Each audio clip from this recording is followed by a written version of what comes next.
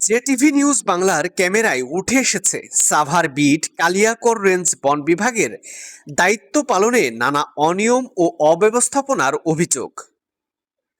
আজকের প্রথম পর্বে আমরা তুলে ধরছি ঘটনাস্থলের কিছু গুরুত্বপূর্ণ চিত্র।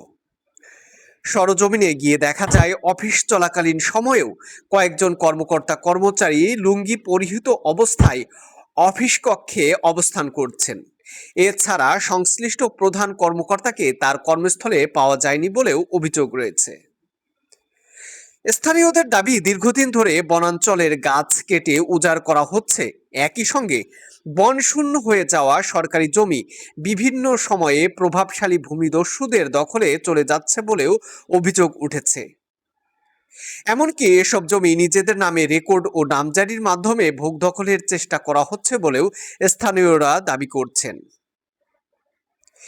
এই অভিযোগগুলোর পেছনে কারা জড়িত, কার প্রভাব বা শক্তির আড়ালে এসব কর্মকাণ্ড পরিচালিত হচ্ছে, সেই বিষয়গুলো নিয়ে বিস্তারিত অনুসন্ধানে তুলে ধরা হবে জেটিভি নিউজ বাংলার দ্বিতীয় পর্বে। তবে সাধারণ মানুষের একটাই দাবি, বন রক্ষা, সরকারি সম্পদ সংরক্ষণ এবং অভিযোগগুলোর নিরপেক্ষ তদন্তের মাধ্যমে দ্রুত ও কার্যকর ব্যবস্থা গ্রহণ করুক সংশ্লিষ্ট কর্তৃপক্ষ।